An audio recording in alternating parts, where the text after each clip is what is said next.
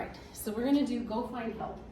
So go find help is for when we have a disabled handler who either is physically disabled and they fall over and they can't get up, we send the dog for help.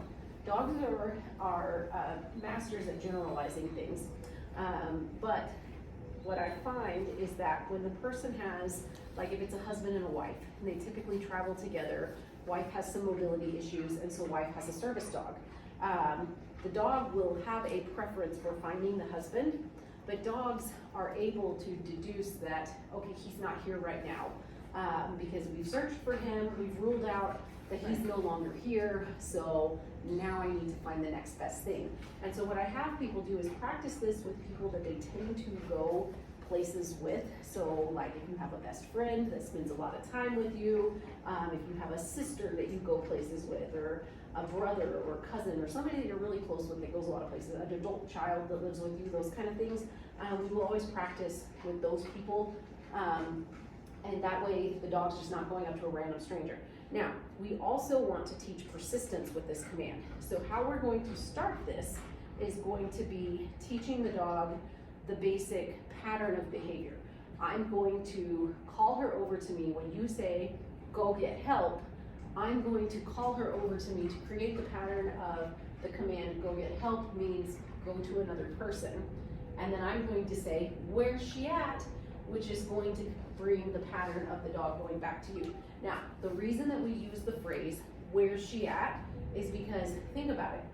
If you're walking around Walmart and a random dog with a service dog vest on walks up to you, what are you gonna say to it? You're gonna be like, where'd you come from? Or where's your owner? Yeah. Or where you belong? Or you're gonna ask where did you come from? You know, who are you? That kind of stuff. And so when you acknowledge the dog should then go into the pattern of turning around and going back. It should be used to me following it back. So I'm going to grab her leash and then I'm going to ask her, where's she at? And she's going to take me back to you. Okay. So that's another thing that people will do is if a dog walks up to them dragging the leash, a lot of times they'll pick that leash up. And then the dog's cue is, oh, taking you back to my owner now. Does that make sense? Yeah. And so what we're trying to do is, this is a safety thing. So let's go ahead and start. So what I'm gonna have you do is try and stay on camera here. You're gonna give the cue of go get help, and then I'm gonna call her over here. And we're gonna hope Kuma doesn't come off her bed and try to participate. Remi, go get help. Come, that's a good girl. That's a good girl. Good girl. Okay, where's she at? And now you're gonna call her back to you. Remi, come on. Remi, come on. Good girl. Good girl. Good girl. So as this goes along in training, what we will start to do is I will start to ignore the dog as this goes along, because this is also useful inside the home. So let's think about this. If you're at home and you're in the kitchen and you're doing the dishes and the dog walks in the kitchen and it's just like, hey, what's up? I'm here. You're not gonna be like, oh God, there's an emergency. You know, you're just gonna be like, oh, hey dog, you wandered in here, huh? Yeah, Okay, you're gonna keep doing the dishes. We want this dog to be persistent. So we want the dog to come over and like paw at you and persistently like, hey, come on.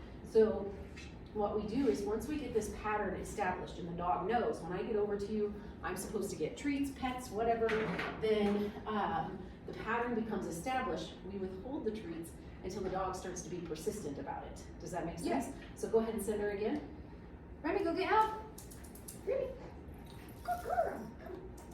Yes, yes, good girl. Good girl. Good girl. Where's she at?